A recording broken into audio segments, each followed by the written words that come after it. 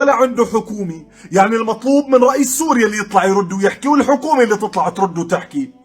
والناس اللي عم تضل تخون بالسويدة هذول الشبيحة نفسهم من ايام حافظوا بشار ولليوم مثلهم مثل الصرصور، بتفقعوا بالشحاطة على راسه، بيفتل ويرجع بيجي لعندك. كانت اسرائيل تفوت تقصف بحلب وبالشام، يطلع بشار المقبوع يقصف بالمدنيين بإدلب وشبيحته تنبح على اهل السويدة.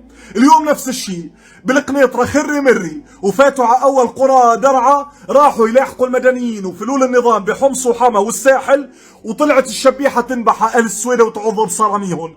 نحن بدنا نعرف هي المحافظة بشو مخوزقة الشبيحة، بشو مخوزقتكم؟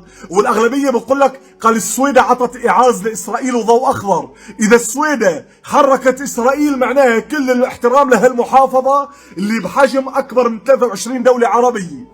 23 دوله عربيه ما قدروا يوقفوا اسرائيل، السويدة بدها تحركها.